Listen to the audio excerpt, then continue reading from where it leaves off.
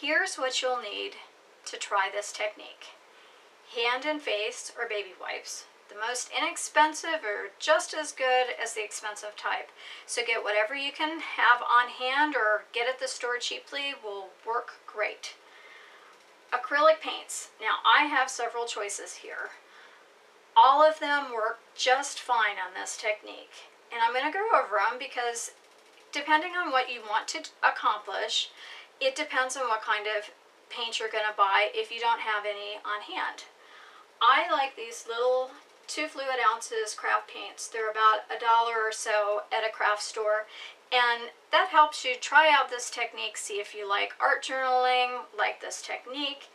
You don't have to put a lot of money into it, and I think those work just as well as any of the other acrylic colors that are out there, particularly for this technique. You can also get tube acrylic color. This is a basic kind. It has more pigment than these. So artists tend to use the tube colors. Now there are all sorts of different makers of tube paint, and some of them are artist grade and have way more pigment than these. But you can certainly get these, or if you have these kind on hand, you can certainly use them. Adirondack also has some nice little paints. They're a little more expensive than the inexpensive paints that you squirt out, but they have a paint dauber on top. And this is really nice if you plan to travel and do art journaling, or if you don't want to make a mess. They have beautiful colors, and I really like these paints because they're very versatile, but it's really up to you. You can use any of these. I'm going to be demonstrating the main background today with 2 colors, yellow and orange. And I'm going to use a variety of these types of paints so you can kind of see what it looks like. So let's begin. So open your journal to a blank page. If you don't want to use a journal, you can use artist paper, or you can even use, for this particular technique, copy paper. These are my colors. Now, there's 2 different ways we can apply the paint. We can apply it both at once, which I tend to do because it's quick and easy and you do it all at once and it's all finished. Or you can apply the lightest color first, let it dry, and then go in and add a darker color. So first of all, I'm going to show you what it looks like when you apply both colors at once. So I'm going to start on this page.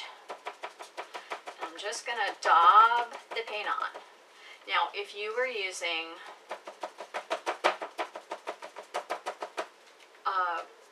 regular acrylic paint, what you could do is just get the yellow and just put a little dab on, and then once you put the paint on, you get your baby wipe and you just scrub the paint in.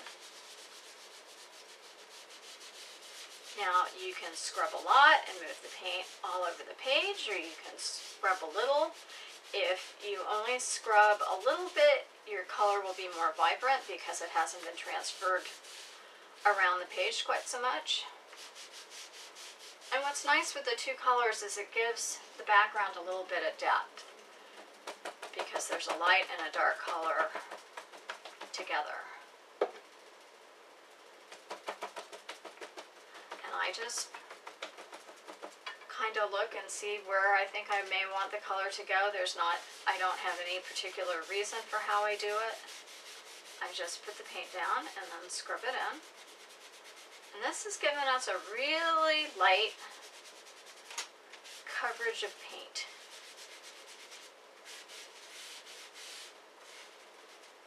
And you can add paint, like there's a little white spot there, and I can just dab on color.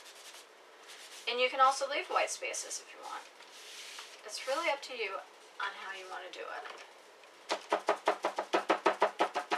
This one I think I'm going to have lighter in the center and a little bit darker on the edges. So I'm going to put the orange, which is the darker color, on the edges. And then I'm just going to scrub it in.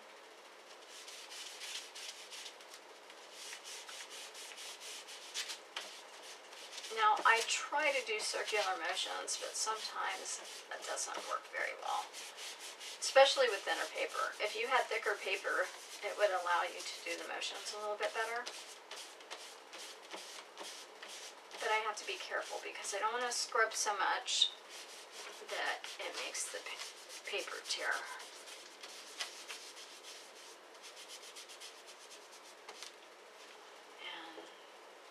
They're blank spots. You can always add a little bit of color. And on this one, I actually got ahead of myself. I put down a little more paint and some of it dried, but you can always fix everything. You can just go in and keep adding paint and until you get something that you like. So, yeah, a little more yellow.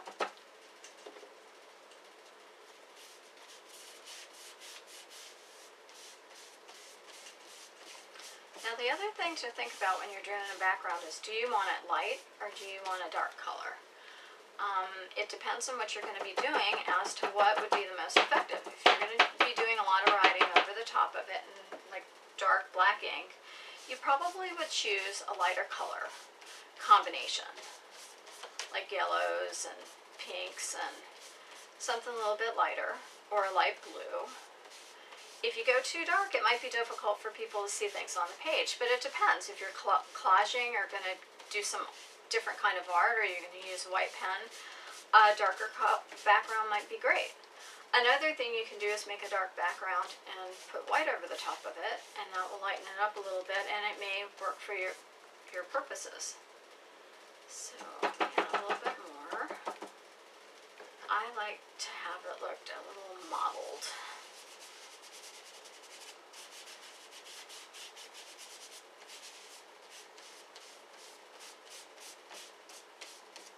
I like it. So, that's the way you would do this technique if you were going to put the two colors down at the same time. I also want to show you what it looks like to use one color. This is yellow. I think this is a perfectly good background, and I like it a lot. You can decide what you want to do. Now, this is an orange background, and I want to put blue on top of it. But if I did it when it was wet, the blue and the orange would mix together and make a terrible looking brown. And I'll show you what that looks like. Get the orange. Get a little bit of my blue. And then that is what it would look like. And if you like that color, if you like the muddiness of that color, that will be fine and you'll probably be very happy. But most people don't like that result. So, as I told you before, once the paint is dry, it's not going to mix together. So you can add your color. So I'm going to add a little bit of blue. Let me get a fresh baby wipe. Because some of that orange is still wet and it will make brown.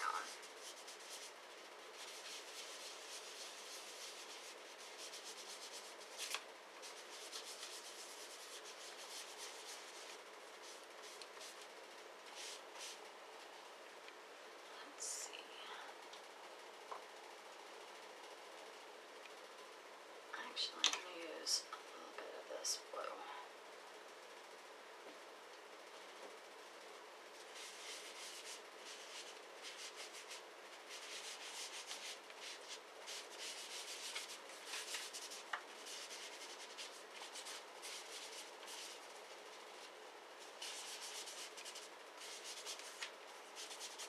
And what's really nice is that you can add color and take it away until it's dry, so I can get kind of like a marbly effect if I put it on.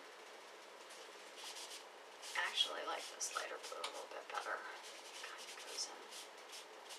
And I certainly like that it doesn't make brown, because brown is not my favorite color.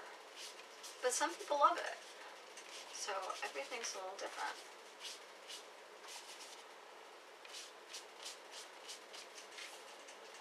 And I'm just scrubbing it in a little bit. And I like to do a page spread because it seems a little, to me, if you have one set of colors on one page and one on the other, it just seems to be a little distracting and disruptive. So I try to do a whole spread so that the colors are different. Now the whole subject matter may end up looking completely different, but it kind of gives a coordinating look to the page. And as you see, I'm not so much scrubbing it in, but just moving the paint around so that I think that the colors look nice together.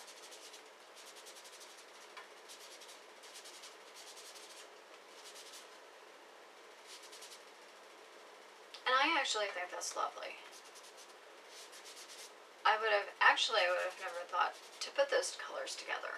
So, if you have any questions about if your two colors are going to work together, I suggest just trying it really quickly. Like, I know that doing those together without letting them dry would have been terrible for me. So, try it. It makes picking colors really simple. I hope you like this technique. I want to show you a couple of the different pages that I've used it with. This is one. This is another. I think this background looks great. And whether you're using collage or journaling or lettering, I think it's an overall rich looking background that can get you started, that you can use with any type of paper that you have available. And I think you'll be really pleased with the results. So try it out and let me know what you think.